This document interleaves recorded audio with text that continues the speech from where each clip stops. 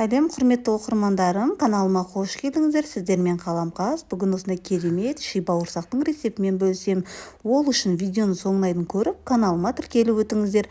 Алдымен бізге қажетті заттар: жылы су, сары май, жылы сүт, тұз, ашытқы, қант және де ұн қажет болады. Алдымен ыдысымызға жылы суымызды, керекті заттардың барлығын рет-ретімен салып шығамыз. Алдымен жылы суымызды, үстіне жылы сүтімізді және де сары майымызды саламыз.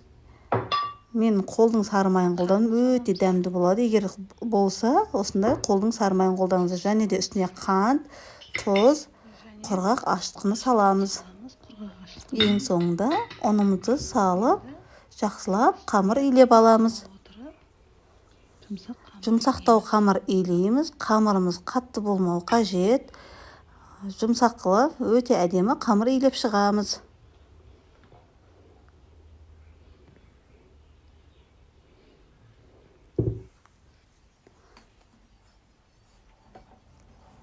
Бұл бауырсақтың ерекшелігі, дәмі өте дәмді, керемет болып шығады. Бұл Шығыс Қазақстан өңірінде өте көп пісіріледі. Қазір сіздерге толық рецептін осы видеоның астында қалдырамын. Қамырымызды илеп болып, жылы жерге 1 сағатқа қойып қоямыз. 1 сағаттан соң, ашыған соң қамырларымызды алып, осылай 2 бөлікке бөліп аламыз. Бір бөлігін қойып, екінші бөлігін осылай майда бөліктерге тағы да бөлеміз. Видеода көріп тұрғандарыңыздай дәл осылай бөліп шығасыздар. Бөліп болған бөліктердің бір бөлігін алып, осылай созамыз қолымыздың көмегімен. Бізге ешқандай оқтаудың қажеті жоқ.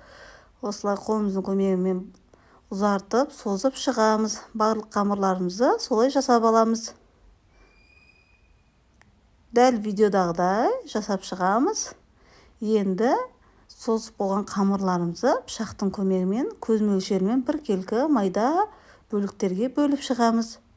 Егер бұл майда болады десеңіздер, бұдан сәл үлкенірек қылсаңыздар болады, яғни өздеріңіздің қалауларыңыз бойынша жасауға болады. Мінекей осылай барлық қамырларымызды бөліп шықтық. Енді майымызды отқа қоямыз. Қызып тұрған майымызға тураған қамырларымызды, яғни бауырсақтың қамырын салып шығамыз. Осылай тез-тез қозғап отырамыз, себебі жылдам піседі майда болғандықтан. Тезірек осылай ыдысымыздың көмегімен араластырып отырамыз. Бірін-біріне жабысып қалмауы қажет. Біркелкі осылай араластырып отыра, сары түске енгенше қызартып пісіріп аламыз.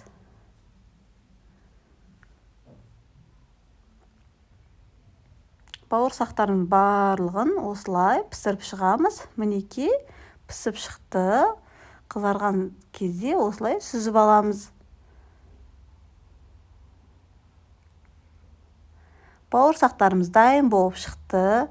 Өте әдемі, дәмді, көп уақытты алмайтын керемет ши бауырсағымыз дайын болып шықты. Әсіресе бұл біздің Қазақстанның шығыс өңірінде өте көп дайындайды. Дәмі керемет болып шығады. Майда, әсіресе балаларға өте пайдалы. Сіздер де жасап көріңіз.